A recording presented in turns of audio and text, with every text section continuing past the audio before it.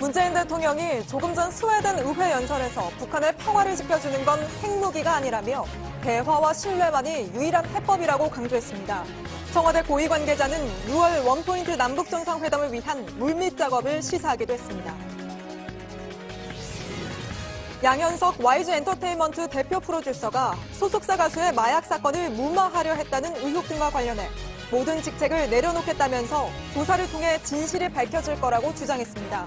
경찰은 가수 비아이의 마약 투약 의혹을 조사할 전담팀을 꾸리면서 양현석 씨도 수사 대상에 포함될 수 있다고 밝혔습니다. 고 이희호 여사의 사회장이 국립서울현충원에서 엄수됐습니다. 유가족과 시민 2천여 명이 참석한 가운데 이 여사는 동반자이자 정치적 동지였던 김대중 전 대통령의 묘소에 합장돼 함께 영면에 들었습니다. 고유정의 현재 남편이 지난 3월 숨진 자신의 아들이 고유정에게 살해당한 것 같다고 검찰에 고소했습니다. 숨진 아들은 매트리스에 엎드린 채 코에 출혈이 있는 상태로 발견됐는데 경찰은 단순 질식사로 결론 지어 초동 수사가 제대로 되지 않았다는 의혹이 나오고 있습니다. 홍콩에서는 오늘도 산발적인 시위가 이어지는 가운데 오는 일요일 또 한 번 대규모 시위가 예고됐습니다. 미국 의회 상원은 중국과 달리 홍콩을 특별 대우하던 걸 매년 재검토하는 법안을 발의하며 홍콩과 중국을 동시에 압박했습니다. JTBC 뉴스룸 지금 시작합니다.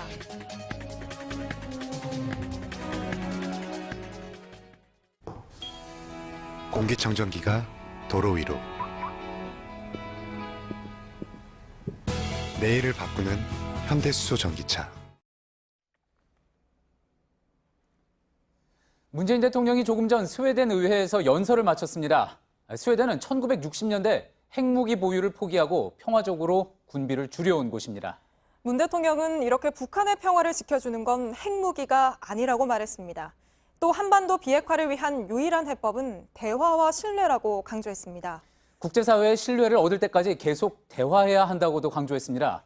이제 김정은 위원장이 이에 대한 답을 내놓을지 4차 남북정상회담으로 이어질 수 있을지 지켜볼 차례입니다.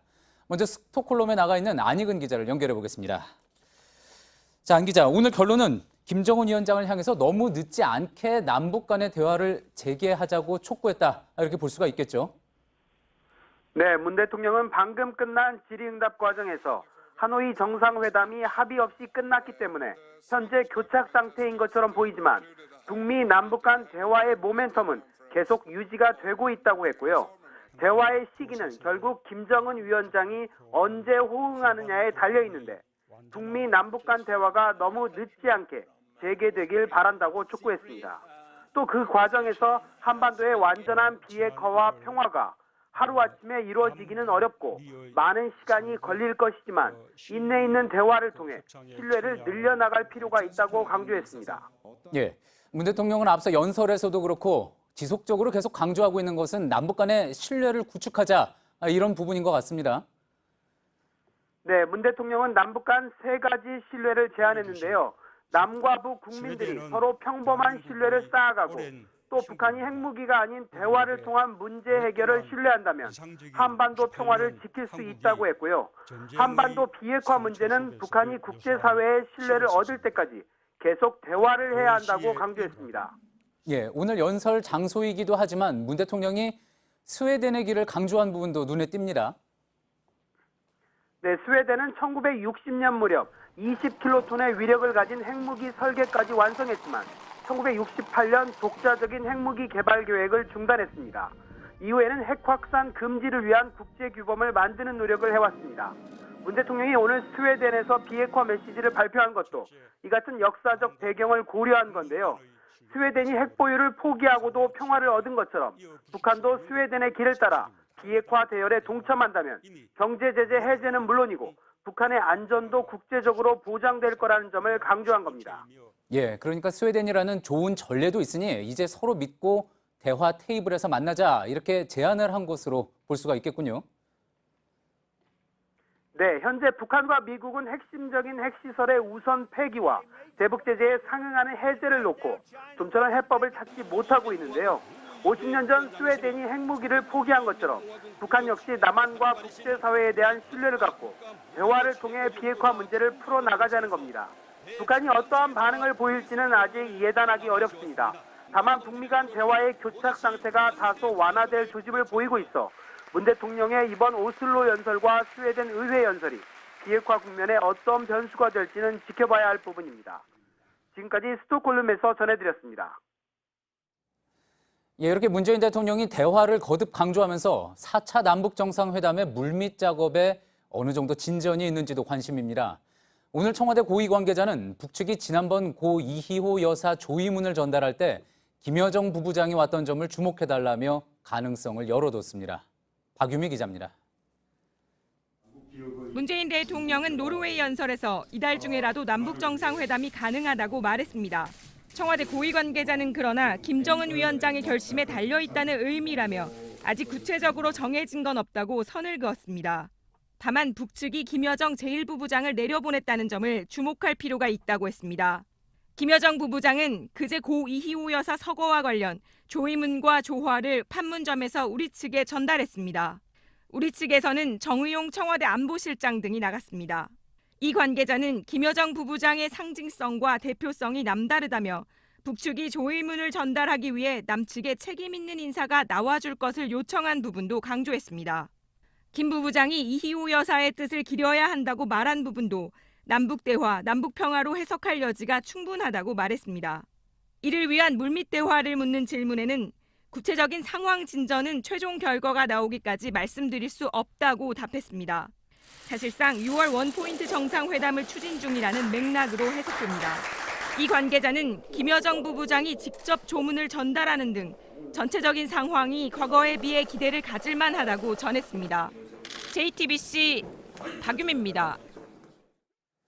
YG 엔터테인먼트의 대표 프로듀서인 양현석 씨가 회사의 모든 직책에서 물러나겠다고 밝혔습니다. 소속사 가수인 BI, 김한빈 씨의 마약 수사를 막으려 했다는 의혹이 제기되는 상황에서 나온 발표입니다. 경찰은 뒤늦게 전담팀을 꾸리고 BI의 마약 의혹을 다시 수사하겠다고 밝혔습니다. 양현석 씨도 불러서 조사할 수 있다고 했습니다. 홍지용 기자입니다.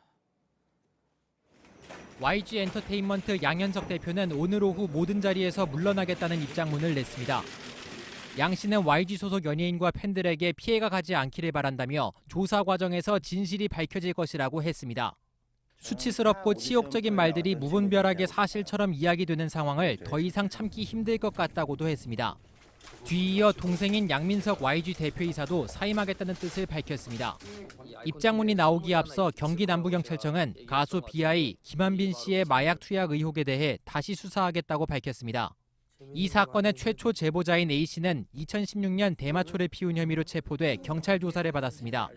이때 A씨는 BI 김씨에게 또 다른 마약을 구해줬다고 얘기하고 관련 카카오톡 대화 내용을 인정했습니다.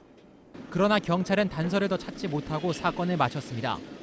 경찰 관계자는 당시 A씨가 풀려날 때쯤 그런 얘기를 했다며 일단 A씨를 집에 보내고 다시 조사하려 한 것 같다고 설명했습니다. 그러면서 A씨가 일주일 뒤에 말을 바꿨다고도 했습니다. 경찰은 그러나 BI 김씨를 한 번도 조사하지 않은 이유나 추가 단서를 찾지 못한 이유에 대해선 명확히 밝히지 않았습니다. 경찰은 A씨를 참고인으로 불러 다시 사건을 조사하기로 했고 양현석 씨도 부를 수 있다고 말했습니다. JTBC 홍지용입니다. 이 사건의 최초 제보자 A씨는 JTBC 이규현의 스포트라이트 취재진과 인터뷰에서 YG 엔터테인먼트가 마약 사건을 덮기 위해 조직적으로 회유와 협박을 했다고 주장했습니다. A씨는 양현석 씨가 자신을 불러 경찰에서 한 진술을 바꾸라고 요구했다고도 했습니다. 자, 이와 관련해서는 다음 주 스포트라이트에서 더 자세한 내용 전해드릴 예정입니다. 최수연 기자의 보도입니다. A씨가 두 번째 경찰 조사를 받은 직후 YG의 아이돌 그룹 위너에 속한 이승훈 씨가 문자를 보내왔다고 합니다. 최근에 가수 BI를 만난 적이 있느냐고 묻더니 중요한 일이라며 통화하자고 했습니다. 근데 승훈 오빠가 또 전화가 오는 거예요. 한빈이랑 냐고 이미 다 검사했다고, 다 나왔다고. YG 회사 측이 간이독으로 마약 검사를 했는데 양성 반응이 나왔다고 말했다는 겁니다. 그런 뒤 YG 직원이 찾아왔고 제보자 A씨를 양현석 대표 프로듀서에게 데려갔다고 합니다. 7층으로 가는 거예요. 양현석 방으로. 양현석이 딱 오자마자 그 핸드폰 자기도 안 쓸 테니까 헷갈릴 테니까 너도 핸드폰 내라. 돈 주겠다고. 진짜 돈 구하고 변호사가 줄 테니까 연예계에서 네 죽이는 거 1도 아니라고. 이후 세 번째 경찰 조사를 받을 때 YG 측이 선임한 변호사가 동행했고 A씨는 진술을 뒤집을 수밖에 없었다고 했습니다. 이에 대해 양 씨는 JTBC 스포트라이트 취재팀에게 A씨를 만난 건 사실이지만 거짓 진술을 하지 말라고 타일렀을 뿐이라고 주장했습니다. 또 A씨를 협박하거나 돈을 준 적이 없다고도 했습니다. JTBC 최수연입니다. 고 이희호 여사가 오늘 김대중 전 대통령의 곁에 안장되면서 영면에 들었습니다. 사회장으로 치러진 추모식에는 시민 2천여 명과 각계 인사들이 모여 고인의 마지막을 배웅했습니다. 이혜원 기자입니다. 살아오기는 남편이 평생 기부해온 화해와 용서의 정신, 그리고 평화를 사랑하고 어려운 이웃을 사랑하는 행동의 양심으로 살아가기를 간절히 원합니다. 국립현충원 추모식에서 고 이희호 여사의 생전 육성이 울려 퍼졌습니다. 이 여사는 김대중 전 대통령의 묘에 합장돼 영원한 동지와 영면의 길에 들었습니다. 앞서 빈소가 있던 신촌 세브란스 병원에서 오늘 오전 6시 30분 발인을 했습니다. 이어 고인이 장로를 지낸 서울 창천교회에서 예배를 했습니다. 교회 2층 대예배당은 시민들과 각계 인사들로 가득 찼습니다. 여사님은 이제 우리 곁을 떠나십니다. 서로 사랑하고 화합하여 행복하게 살라는 마지막 말씀을 우리에게 남기셨습니다. 장례위원회는 동교동 자택과 김대중 도서관에서 노제도 열었습니다. 김대중 전 대통령과 이희호 여사의 영정이 나란히 놓였습니다. 추모식이 열린 국립현충원엔 시민 2천여 명이 참석해 마지막 가는 길을 함께했습니다. JTBC 이혜원입니다. 이희호 여사의 빈소에는 나흘 동안 10,000명이 넘는 조문객이 다녀갔습니다. 정파를 떠나 여야 정치인들의 발길이 이어졌고 시민들도 고인과의 작별을 한마음으로 아쉬워했습니다. 박준우 기자가 돌아봤습니다. 민주화와 여성 인권 신장을 위해 힘써온 이희호 여사의 별세 소식은 정쟁도 잠시 잊게 했습니다. 여야 할 것 없이 정치권은 한 목소리로 고인 앞에 머리를 숙였습니다. 이희호 여사님은 김대중 대통령의 정치적 동지라고 저는 생각을 하고 있습니다. 그동안에 아주 훌륭하게 잘 살아오신 것을 저희가 본받겠다. 우리나라의 민주주의와 또 여성 인권을 위해서 남기셨던 그런 유지들을 저희들이 잘 받들도록 그렇게 하겠습니다. 김대중 내란 음모 사건을 조작해 김 전 대통령에게 사형을 선고했던 전두환 씨의 부인 이순자 씨도 조문을 왔습니다. 고인과 아무런 인연이 없는 시민들도 외국 지도자들도 빈소를 찾았습니다. 비보에 대해서 조의를 표하셨고요. 또 여사님의 유언대로 한반도의 평화가 이루어지고 생전에 살았던 동교동 사절을 경호한 기동대원들도 마지막 경례를 올렸습니다.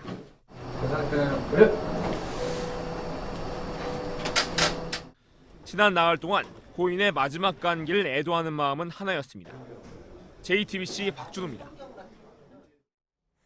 전 남편을 살해한 혐의로 구속된 고유정의 현재 남편이 오늘 처음으로 입장을 밝혔습니다. 아들의 죽음에 석연치 않은 점이 많다며 고 씨를 검찰에 고소했다고 했는데요.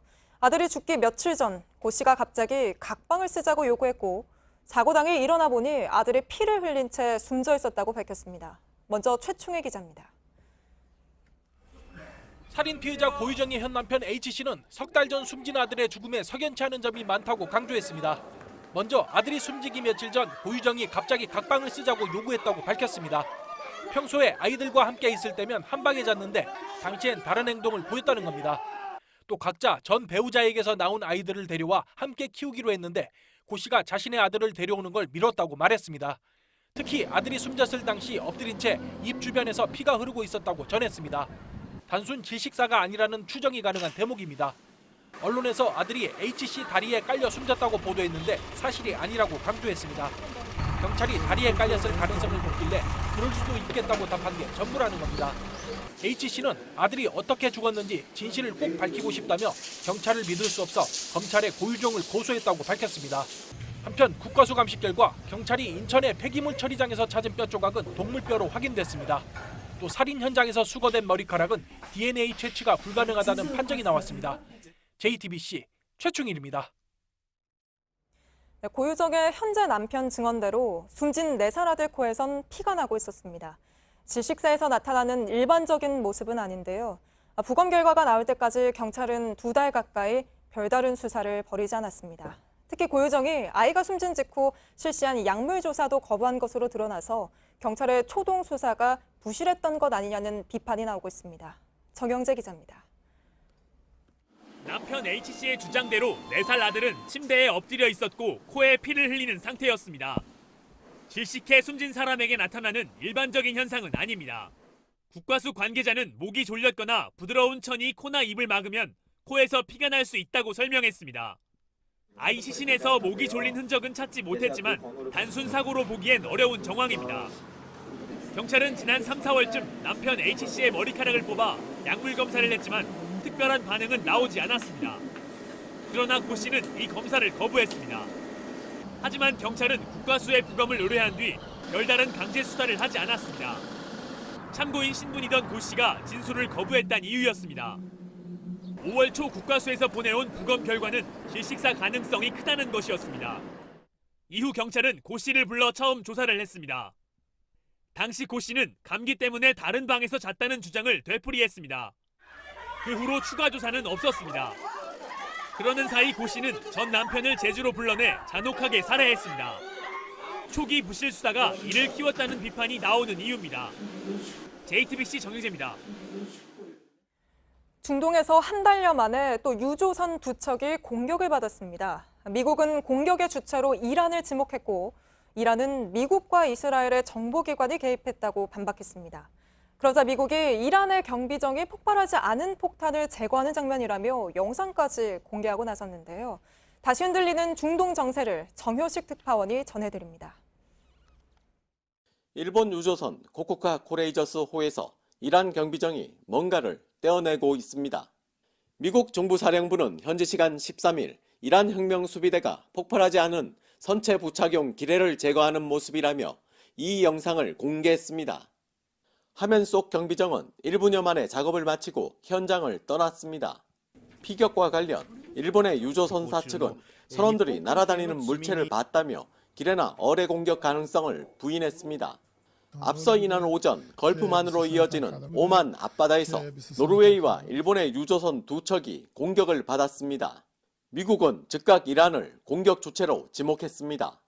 It is the assessment of the United States government that the Islamic Republic of Iran is responsible for the attacks that occurred in the Gulf of Oman today. 이란은 이 수상한 사건은 미국 CIA와 이스라엘 모사드 등 정보기관이 공작한 것이라고 반박했습니다. 지난달 12일 발생한 4척의 유조선 피격을 놓고도 미국은 이란을 배후로 지목했습니다. 잇따른 유조선 테러로 군사적 긴장만 고조되고 협상에 기미도 보이지 않으면서 결국 미국과 이란이 충돌로 갈 것이라는 우려가 커지고 있습니다. 워싱턴에서 JTBC 정효식입니다. 네, 오늘도 홍콩에선 시위가 이어졌습니다. 수백 명씩 모여서 법안 폐기와 폭력 사용 금지를 외쳤는데요. 오는 일요일엔 또 한 번 100만 명 이상이 참여하는 대규모 시위가 예고돼 있습니다. 이때 시민들은 검은 상복을 입고 나가기로 했습니다. 이런 가운데 미국은 홍콩과 중국을 함께 압박했습니다. 그동안 중국과 달리 홍콩을 특별 대우하던 걸 매년 다시 검토하는 법안을 발의한 겁니다. 높은 관세와 중국의 대표적인 정보통신업체 압박에 이어서 또 하나의 카드를 쥔 셈인데요. 먼저 홍콩에 나가 있는 취재기자 연결하겠습니다. 자, 어한희 기자, 지금도 어기자 뒤로는 좀 사람들이 많이 모여있는 모습이 보이는데 시위가 계속되고 있습니까? 네, 조금 전부터 일반 시민 그리고 엄마들이 모였습니다. 홍콩 정부의 법안 반대 그리고 폭력 사용 금지 등을 강하게 요구하기 위해서입니다. 주최 측은 시위 참가자들에게 이런 하얀 꽃을 나눠주기도 했습니다. 홍콩 민주주의에 대한 분노이자 또 희망이라고도 했습니다. 오늘도 입법회로 가는 통로는 막혀 있었고요. 시민들은 벽에 총을 쏘지 마라라는 비폭력 메시지가 담긴 글귀 등을 붙이기도 했습니다. 네. 엄마들이 모였다는 게 좀 특이한 것 같은데요. 이렇게 엄마들이 거리로 나선 특별한 이유가 있다고요? 네, 중국 본토로 범죄인을 보내도록 하는 법안을 폐기하자는 게 이번 시위의 시작이었습니다. 그런데 어제도 보도해드렸듯이 경찰의 과잉 진압이 이어지면서 성남 민심에 기름을 부은 꼴입니다. 특히 캐리람 홍콩 행정장관은 버릇없는 아이들은 그냥 둬서는 안 된다 이런 발언을 했습니다. 이른바 어머니론이라는 건데요. 홍콩 시민들을 버릇없는 아이에 비유하면서 엄마들도 거리에 나온 겁니다. 네, 이번 시위의 또 다른 특징이 소셜미디어를 통한 확산, 그리고 젊은 층들이 많이 참여했다는 건데 실제로 현장에서 그런 분위기를 느낄 수 있습니까? 네, 이번 시위는 시작부터 지금까지 소셜미디어를 통해 이뤄지고 있습니다. 20, 30대가 주도하고 있고요. 10대도 많습니다. 실제로 지난 두 차례 시위에서 10대 학생들은 시위대 뒤편에서 물과 마스크를 나눠주면서 역할을 톡톡히 했습니다. 그래서 만나봤습니다. 어떤 홍콩의 모습을 그리고 있는지 들어봤습니다. We cannot choose what we want or even think what we want to. Hong Kong is a democracy society and we want to protect Hong Kong and not to. 네, 모두 중학생, 고등학생인데요. 또 텔레그램이 해킹을 당했다는 소식도 나왔었죠? 네, 텔레그램 최고 경영자 파벨 드로브는 텔레그램이 강력한 디도스의 공격을 받았다고 밝혔습니다. 로이터 통신은 이 디도스의 IP 주소 대부분이 중국에 있었다고 보도했습니다. 하지만 중국 외교부와 사이버 정책을 담당하는 국가인터넷정보판공실은 이에 답변을 하지 않고 있습니다. 네, 마지막으로 어 기자, 홍콩 입법회가 심의 날짜를 아직까지도 밝히지 않고 있습니까? 네, 아직 공개된 일정은 없습니다. 홍콩 입법회가 오는 17일 2차 심의를 강행하겠다는 현지 보도도 나오긴 했습니다. 그래서 시민들은 오는 일요일에 대규모 시위를 예고한 상태입니다. 17일에도 시위가 예정돼 있습니다. 이렇게 민심이 거세지자 법안 심의가 아예 다음 달로 미뤄질 수 있다는 그런 가능성도 나왔습니다. 특히 미국 상원이 그동안 중국과 달리 홍콩을 특별 대우하는 걸 매년 재검토하는 법안을 발의하면서 홍콩과 중국을 동시에 압박하는 것도 영향을 준 것으로 보입니다. 지금까지 홍콩에서 JTBC 어환입니다. 홍콩 민주당의 에밀리 라우 전 수석 연결해서 홍콩 현지 목소리를 들어보도록 하겠습니다. 홍콩 민주당은 홍콩의 자치와 민주주의를 강조하는 민주파의 한 축이고 에밀리 라우 전 수석은 1990년대부터 입법회 의원으로 활동해온 대표적인 민주파 정치인입니다. 현지를 영상으로 연결했습니다. 你好，首先很感谢您能接受我们的采访。韩国作为国际社会的一员，也在关注香港的情况。我们的记者也去到香港，正在香港当地给韩国民众做实况报道。首先，警察的暴力镇压看起来很严重，过去韩国也有过类似情况。我个人觉得，无论是参加示威的人，还是没有参加的人，身心都受到了一定程度的影响。请问您对此有何想法？我们当然呢是非常生气，这个警察怎么打人呢？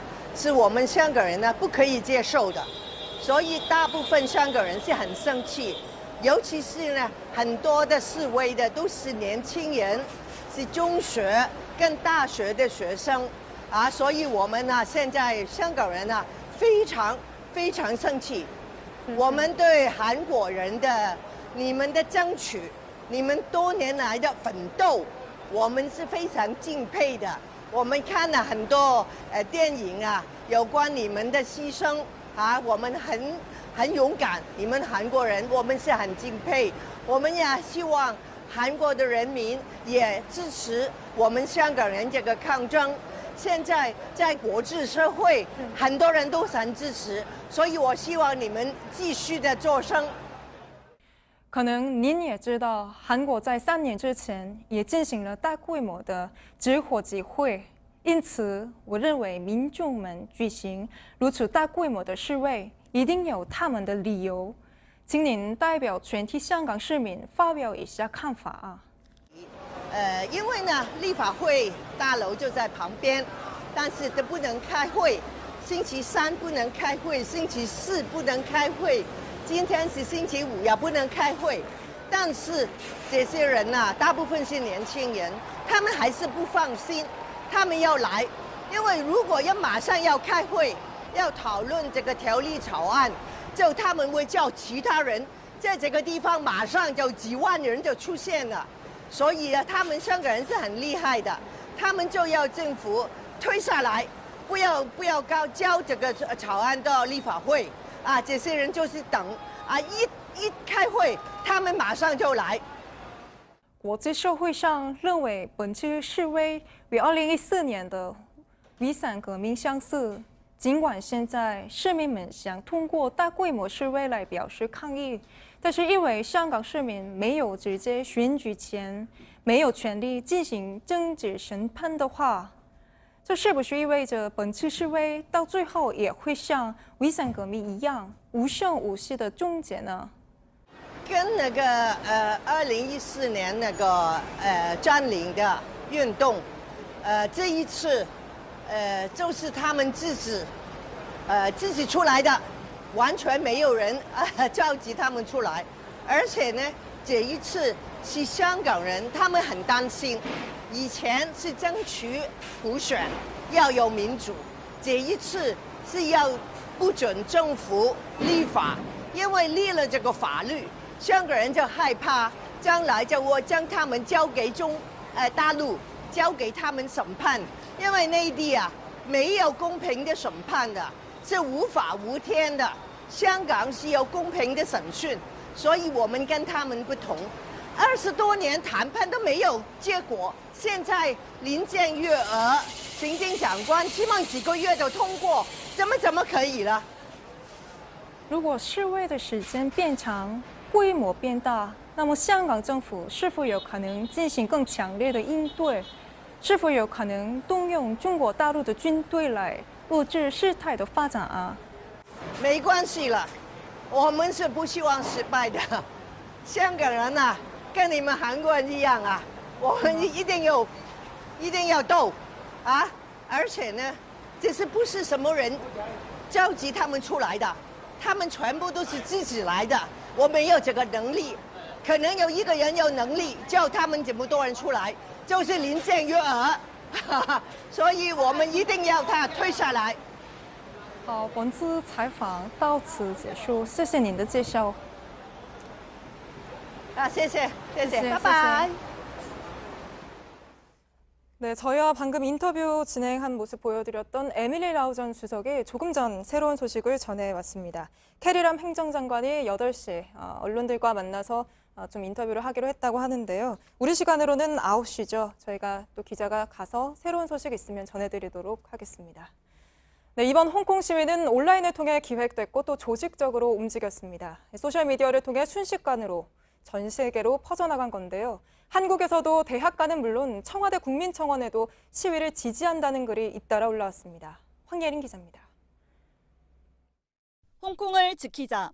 중국 송환 금지. 소셜미디어에 올라온 글입니다. 홍콩 시위 영상 사진들도 실시간으로 퍼졌습니다. 온라인뿐만이 아니었습니다. 서울에 있는 한 대학교의 게시판 앞입니다. 홍콩 시위를 지지하는 글들이 한국어와 영어로 빼곡히 적혀 있는데요. 게시판 중앙을 보시면 대만이 홍콩을 응원한다는 글귀도 보이고 게시판 끝쪽을 보시면 여러분 옆에 같이 공부하고 있던 홍콩벗이 갑자기 사라질 수 있다는 글귀도 보입니다. 우리의 과거가 떠오른다는 학생도 있었습니다. 과거 80년대 민주화 운동을 하면서 외국에 우리나라의 문제를 많이 알리려 했음에도 불구하고 많이 알려지지 못했던 과거의 현실이 또 떠올라서 과잉 진압을 지적하는 목소리도 나왔습니다. 경찰들이 과잉 진압을 하는 모습이 마치 우리나라의 5.18 민주화 때와 비슷한 것 같아서 그런 식으로 좀 비민주적인 방법이 아니라 한국 정부가 할 수 있는 조치를 취해야 한다는 국민청원도 올라왔습니다. 이 글은 하루 만에 2만여 명이 넘게 동의했습니다. JTBC 황예린입니다. 예, 헝가리 유람선 사고 소식입니다. 인양된 뒤 내부 수색을 끝낸 허블레아니호가 사고 지점에서 얼마 떨어지지 않은 선박 수리장으로 옮겨졌습니다. 증거 보존을 위해서인데 JTBC 취재 결과 이곳은 사고를 낸 바이킹 시긴호의 선사와 깊이 관련된 장소인 걸로 확인이 됐습니다. 이래저래 제대로 수사가 될런지 우려가 나오고 있습니다. 이한주 기자입니다. 이어붙인 검은 비닐로 뒤덮인 배가 들어옵니다. 얼마 전 다뉴브강에서 끌어올린 허블레아니호입니다. 부두 가장 깊숙한 곳으로 들어갑니다. 내부 수색을 모두 마친 허블레아니호가 경찰 증거품으로 보관되는 장소입니다. 헌데 이상하게도 이곳은 허블레아니호를 들이받은 바이킹 시긴호의 선사가 공동 대표로 있는 머르트라는 회사의 선박 수리소입니다. 머르트는 헝가리 정부와 바이킹 시긴호 선사인 바이킹 크루즈가 51대 49로 지분을 나눠 갖고 있는 회사입니다. 바이킹 시긴호는 사고 직후에도 운항을 멈추지 않았습니다. 최근 오스트리아에서 돌아왔을 때는 충돌 부분의 흔적까지 지웠습니다. 선장은 보석으로 풀려났습니다. 부실 수사 우려가 커질 수밖에 없습니다. 특히 헝가리 법원은 검찰이 보석을 막을 증거를 제대로 제출하지 않았다고 밝혔습니다. 인덱스 등 헝가리 매체들은 수사가 제대로 이루어지지 않고 있다고 지적했습니다. 한편 헝가리 경찰은 26시간 동안 허블레아니호를 조사한 결과 파손이 심각했다고 밝히고 14장의 사진도 공개했습니다. JTBC 이한주입니다. 내년 우리나라 살림의 규모가 처음으로 500조 원을 넘길 걸로 보입니다. 각 부처에서 요구한 예산을 모아봤더니 일자리와 복지에서만 올해보다 10% 이상 많았습니다. 규모도 규모지만 총선을 앞둔 해라 예산을 둘러싼 여야의 힘겨루기가 어느 때보다 치열할 것 같습니다. 송지혜 기자입니다. 각 부처가 요구한 내년 예산은 모두 498조 7천억 원입니다. 올해 예산보다 6.2% 늘어난 규모입니다. 특히 복지와 일자리 예산을 늘려달라는 요구가 많았습니다. 그대로 반영한다면 올해보다 약 21조 원, 13%가 늘어납니다. 가장 눈길을 끄는 건 국민 취업 지원 제도, 이른바 한국형 실업부조입니다. 고용보험에 들지 않은 저소득층에도 월 50만 원씩 최대 6개월간 구직 수당을 주는 내용입니다. 여기에 필요한 예산은 5,040억 원입니다. 미세먼지 문제가 심각해지면서 부처들은 환경 예산도 13% 늘려달라고 요청했습니다. 내년도 최종 예산은 500조 원을 넘길 가능성이 큽니다. 정부안이 확정되고 국회를 통과하면서 실제 예산은 부처들 요구보다 대부분 늘기 때문입니다. 총선을 앞두고 여야의 공방도 어느 때보다 치열할 것으로 보입니다. 앞서 자유한국당은 한국형 실업부조에 대해 실패한 정책을 세금으로 덮겠다는 땜질식 처방이라며 날을 세우기도 했습니다. 정부는 내년 재정 여건을 반영해 예산안을 확정한 뒤 오는 9월 국회에 낼 예정입니다. JTBC 송지혜입니다. 어제 정부 여당이 전국의 이장과 통장의 수당을 10만 원 올리겠다고 하자 야당이 총선령이라고 비판을 했습니다. 그런데 자유한국당 한편에서는 원래 우리 정책이었는데 민주당이 가로챘다는 말도 나왔습니다.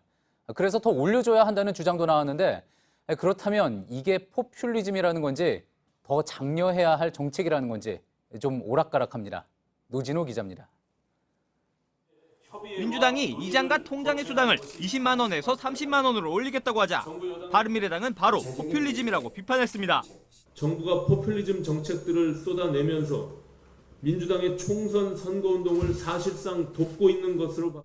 그러나 바른미래당의 오늘 첫 논평 제목은 이 통장 처우 개선은 바른미래당이 원조라고 쓰였습니다. 자유한국당의 첫 반응도 거칠었습니다.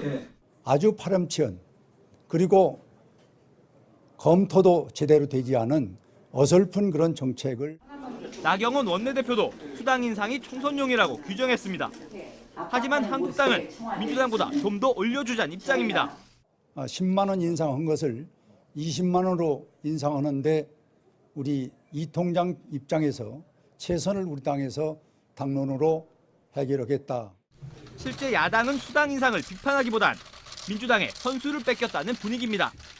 민주당 김부겸 의원은 야당의 지적이 일면 타당하다면서도 야당이 국회를 비워서 생긴 일이라고 했습니다. 전국의 이장과 통장은 모두 9만 5천여 명. 여든 야든 총선을 앞두고 특히 농어촌 민심에 민감할 수밖에 없는 속내가 드러났습니다. JTBC 노진호입니다. 영화감독 홍상수 씨는 2년 6개월 전 부인과 이혼하고 싶다고 소송을 냈습니다. 그런데 법원은 오늘 홍 씨의 요구를 받아들이지 않았습니다. 결혼 생활이 어렵게 된 건 홍 씨의 책임이라 이혼을 요구할 자격이 없다고 판단한 겁니다. 최윤경 기자입니다. 홍상수 감독이 부인 A 씨에게 이혼을 요구한 건 2016년 11월입니다. 배우 김민희 씨와 불륜설이 불거진 뒤 이혼을 하겠다면서 법원에 조정을 해달라고 신청했습니다. 하지만 A 씨와 연락이 닿지 않았고 소송이 시작됐습니다. 1년 만인 2017년 12월 첫 재판이 열렸지만 A 씨는 법정에 나오지 않았습니다. 이후 조정과 소송을 반복하면서 줄다리기를 한 끝에 오늘 법원은 부인 A 씨의 손을 들어줬습니다. 재판부는 결혼 파탄의 책임이 홍 감독에게 있기 때문에 이혼 청구는 원칙적으로 허용되지 않는다고 했습니다. 홍 감독이 잘못을 상쇄할 정도로 아내와 자녀들을 배려했다면 이혼 청구가 가능하지만 그렇지 않았다고도 설명했습니다. 대법원은 책임이 없는 배우자만 이혼을 요구할 수 있게 하고 있습니다. JTBC 최윤경입니다. 주말을 앞두고 부산이 들썩거리고 있습니다. 세계를 열광시키고 있는 방탄소년단이 내일과 모레 부산에서 팬미팅과 콘서트를 열기 때문인데요. 부산의 다리마다 BTS를 상징하는 보라색 물빛으로 물들었고 도심 곳곳엔 환영 현수막이 내걸렸습니다. 국내외 관광객이 몰리면서 지역 경제도 들썩이고 있는데요. 구석찬 기자가 전해드립니다. 부산항대교와 광안대교, 해운대 영화의 전당이 보랏빛으로 물들었습니다. 야경 명소들이 방탄소년단 BTS를 상징하는 색깔에 환영 메시지를 입혔습니다. 내일과 모레 열리는 BTS의 팬 미팅과 콘서트를 앞두고 부산은 말 그대로 축제 분위기입니다. 공연장 인근 부산 도시철도 3호선 종합운동장역입니다. 이렇게 BTS 멤버들의 대형 화보가 양쪽으로 걸려서 시선을 사로잡고 있습니다. 부산 출신 멤버 지민과 정국의 어린 시절을 활용한 관광 코스도 만들어졌습니다. 방탄소년단 때문에 한국만 배웠어요. 방탄소년단 너무 좋아요. 한 백화점은 멤버 7명의 개성을 담은 향수 7가지를 선보여 관광객 발길을 붙잡았습니다. 주변 호텔도 때 아닌 특수를 맞았습니다. 150실 정도 가량이 되는데 이제 전부 판매가 완료된 상태에 있고 외국인 관광객은 한 30% 정도로 파악을 하고 있습니다. 미리 표를 산 4만 5천 명 외에 행사장 밖에도 많은 인파가 몰릴 것으로 보입니다.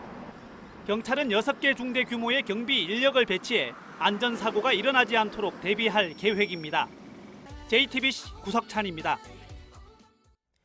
미국이 중국 화웨이를 집중 견제하면서 삼성전자가 반사이익을 볼 거란 얘기가 많죠.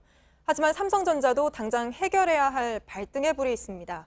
바로 접는 스마트폰, 갤럭시 폴드인데요. 결함 논란 이후 출시가 기약 없이 미뤄지면서 현지 업체들의 주문 취소가 잇따르고 있습니다. 박영우 기자입니다. 미국 2위 통신사 AT&T의 홈페이지입니다. 갤럭시 폴드 예약 판매 창에 품절이라는 문구가 뜹니다. 출시 날짜가 계속 미뤄지자 예약 판매를 아예 취소한 겁니다. 이미 주문을 한 소비자들에게도 안내문을 보낸 상태입니다. 앞서 지난달 23일에는 미국 최대 가전제품 판매업체 베스트바이도 예약 판매를 취소했습니다. 갤럭시 폴드는 4월 26일 미국 시장에서 처음 선보일 예정이었습니다. 하지만 현지 기자들이 미리 제품을 써보는 과정에서 결함 논란이 일었습니다. 화면이 깨지거나 깜빡거리고 접히는 부분에 이물질이 들어가 고장이 났다는 주장도 나왔습니다.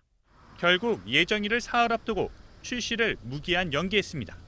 당시 삼성전자는 몇 주 내에 새 출시 일정을 알리겠다고 밝혔습니다. 하지만 여전히 공식 발표는 나오지 않았습니다. 업계에선 보안 작업을 끝낸 뒤 다음 달에는 제품이 나올 수 있을 것으로 보고 있습니다. 하지만 출시 연기에 지친 소비자들의 눈길을 다시 붙잡는 건 만만치 않을 것이라는 걱정이 삼성 내부에서도 나옵니다. JTBC 박여우입니다.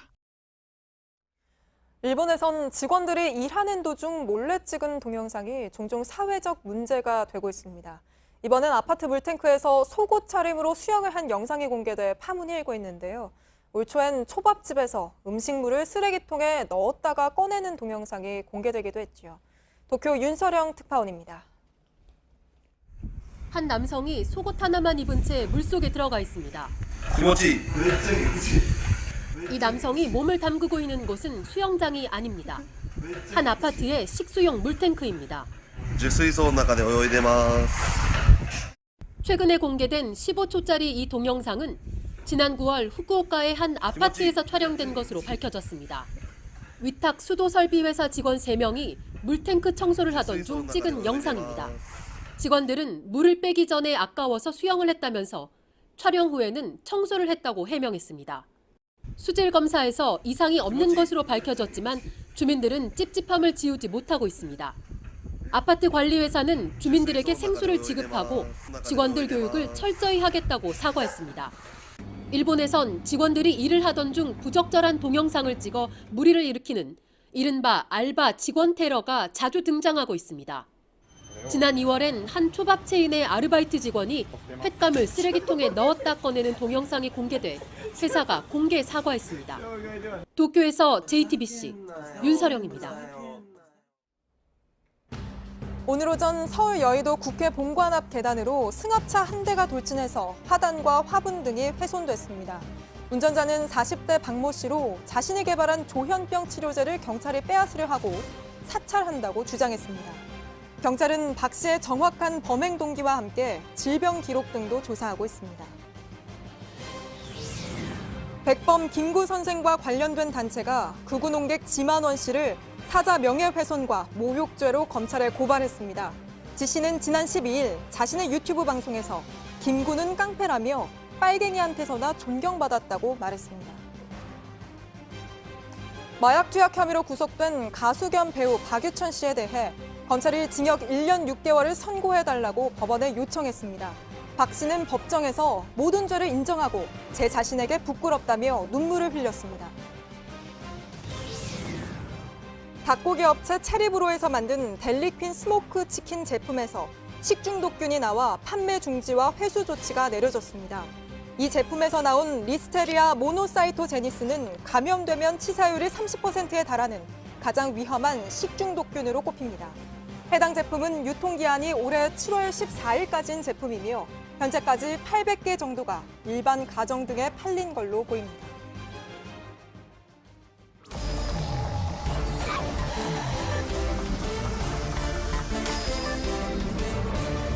예, 비하인드 뉴스 시간입니다. 이성대 기자 나와 있습니다. 첫 번째 키워드 볼까요? 네, 첫 번째 키워드 보겠습니다. 일정에 없는 폴란드. 예, 폴란드 하면은 지금 뭐 20세 이하 월드컵을 떠올릴 수밖에 없는데 관련된 이야기입니까? 그렇습니다. 오늘 아침에 청와대에서 기사 하나가 화제가 됐습니다. 동아일보의 기사였는데 보시면요. 문재인 대통령이 U20 월드컵 결승전을 응원하러 폴란드에 가는 것을 검토하고 있다라고 얘기를 했습니다. 여권 관계자 발 기사인데 이 여권 관계자는 문 대통령이 마지막 방문국인 스웨덴 일정을 좀 조정해서 한국에 귀국하기 전에 결승전 열리는 폴란드를 방문하는 방안을 고려하고 있다라고 얘기를 했습니다. 실제로 스웨덴과 결승전 열리는 폴란드는 시차가 같고요. 결승전 열리는 도시까지는 전용기로 대략 2시간 이내에 닿을 수 있는 거리입니다. 예, 2시간밖에 걸리지 않는 가까운 거리군요. 그렇다 보니까 그럴 수 있겠다라는 생각도 드는데 사실입니까? 일단 청와대에서는요. 청와대 고위 관계자는 전혀 사실이 아니다. 검토한 바가 없다라고 상당히 강력하게 반박을 했습니다. 이미 어제도 청와대 기자들이 지금 유람선 참사가 벌어진 헝가리 부다페스트에 혹시 들어오는 길에 방문할 계획이 있느냐라고 질문을 했는데 이에 대해서도 외교 일정을 갑자기 변경하기는 어렵다라고 답변을 했는데 이와 비슷한 일정 기사가 또 나오니까 좀 적극적으로 대응했다는 분석이 있고 어쨌든 간에 청와대의 강력한 반박에 해당 기사는 결국 얼마 안 돼서 이렇게 삭제가 됐습니다. 예, 그렇군요. 지난번에 근데 월드컵, 러시아 월드컵 때였죠. 그때도 이제 대통령이 직접 경기를 관람하고 또 라커룸까지 간 적이 있지 않았습니까? 그렇게 했기 때문에 또 갈 수도 있겠다라는 직접 관람을 할 수도 있겠다 그런 생각이 들기는 하는데 청와대가 상당히 적극적으로 반박을 했군요. 왜 그런 겁니까? 일단 말씀하신 것처럼 지난해 월드컵 같은 경우에는 러시아 방문하면서 애초에 계획에 포함됐던 일정이었습니다. 처음부터 러시아에 가면서 들르는 일정으로 포함이 됐었는데 자, 이번 같은 경우에는 지금 우리나라 대표팀이 너무 잘하다 보니까 애초에 결승까지 갈 생각을 못 하다가 지금 갔기 때문에 추후에 생긴 일정입니다. 예. 게다가 또 폴란드와 협의를 해야 되는 일정들이라서 갑자기 지금 변경하기에는 좀 시간적으로 물리적으로 힘들다는 게 청와대의 설명입니다.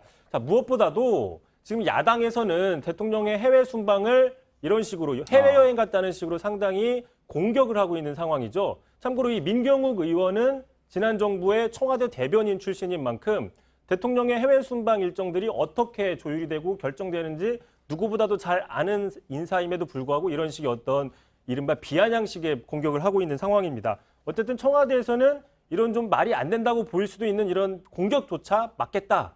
적극적으로 해명을 하겠다라는 차원에서 이번에 반박을 한 걸로 해석이 되고 있습니다. 그렇군요. 자, 그나저나 이제 결승전, 20세 이하 월드컵 결승전이 모레 새벽 1시인 거죠. 휴일 밤이라 아무래도 뭐 광화문 광장에서 길거리 응원하시려고 생각하는 분들도 많을 것 같습니다.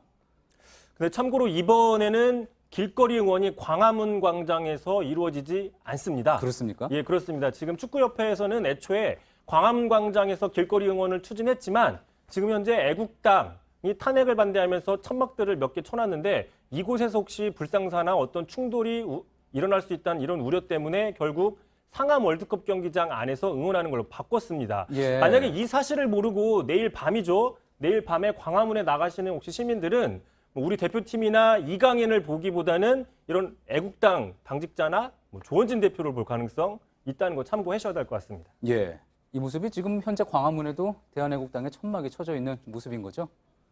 예, 알겠습니다. 두 번째 키워드 볼까요? 자, 두 번째 키워드 보겠습니다. 자, 한국엔 없는 홍콩. 예, 어떤 이야기입니까? 조금 전에도 이제 홍콩 소식 저희가 많이 전해드리긴 했는데요. 그렇습니다. 지금 홍콩의 대규모 시위가 확산되고 있는데 국내 정치권에서도 이와 관련된 언급들이 조금씩 나오고 있습니다. 자, 대표적으로 김문수 전 지사입니다. 자신의 페이스북에 이렇게 썼습니다. 자, 홍콩 시위에 대해서 지지를 한다고 하면서 인권 변호사를 자처하는 문 대통령도 시진핑의 대변인이 되지 않기를 바란다. 자유한국당과 한국의 민주화 세력은 홍콩인들의 자유수호 운동을 적극 지지하겠다라고 이렇게 적었습니다. 예. 그러니까 우리 정부나 민주당, 여당이 이제 홍콩 시위에 대한 지지 입장을 내놓고 있지 않는 게 중국을 지나치게 눈치 보고 있는 것이다. 그런 지적인 거군요. 그렇습니다. 그런데 사실 국내 정치권은 여야를 좀 막론하고 외국 내부의 정치 현안에 대해서는 좀 적극적으로 입장을 밝힌 적이 별로 없습니다. 불필요한 외교 마찰을 우려했기 때문이죠. 자, 그렇기 때문에 평소에 민주당이나 정부를 향해서 친중 성향이 있다라고 얘기를 하면서 중국이 항의조차 하지 못하고 있다. 친중 정부다라고 얘기했던 한국당조차도 이번에는 침묵으로 이야기를 하고 있는 겁니다. 예, 그러니까 앞서 나왔던 김문수 전 지사의 지적과는 달리 자유한국당도 이 부분에 대해서는 침묵하고 있다. 그러니까 이번 홍콩 시위는 우리가 직결된 게 아닌 중국 내부의 문제고 외교 관계 측면에서 좀 신중하게 접근할 수도 있는 부분이다. 그런 또 지적도 있지 않습니까? 그래서 여당은 물론 제1야당조차도 전략적으로 좀 침묵을 지키고 있다라고 해석을 할 수 있는 부분인 건데 근데 지금 김문수 전 지사 같은 경우에는 이에 대해서 문제 제기를 하고 있는 거죠. 참고로 김문수 전 지사 같은 경우에 2014년 10월이었습니다. 당시에도 홍콩에서 우산 시위, 이른바 우산 시위가 한창이었는데 당시 집권여당 대표가 김무성 대표였는데 시진핑을 가서 만났습니다. 우산 시위에 대해서는 아무 얘기를 하지 않았고 참고로 또 지금 홍콩 시위를 지지한다고 얘기했던 김문수 전 지사도 당시에 김무성 대표를 동행해서 중국 방문을 했었는데 예. 당시에는 우산 시위에 대해서 아무 언급을 하지 않았습니다. 예, 당시 내용에 대해서도 꼼꼼히 잘 찾아봤군요. 잘 들었습니다. 비하인드 뉴스 이성대 기자였습니다. 내일은 오전부터 전국이 차차 흐려져 낮부터 밤사이 전국 대부분의 지역에 비가 오겠습니다. 수도권은 5mm 안팎으로 비가 조금 내리겠지만 영남 지역엔 밤까지 많게는 40mm, 강원도는 많게는 60mm의 비가 올 전망입니다. 초미세먼지 농도는 전국이 대체로 보통 수준이겠지만 대기 정체로 인해 서쪽 지역은 오전 한때 농도가 높겠습니다. 예, 오늘 밤샘 토론이 있습니다. 현금성 복지, 독인가 약인가라는 주제로 밤 12시 20분부터 시작합니다. 뉴스가 끝난 뒤엔 소셜 라이브를 전해드립니다. 저희 주말 뉴스부 기자들이 나와서 영어 학원가에서 토익 시험 문제가 불법으로 유출되는 실태에 대해서 전해드립니다.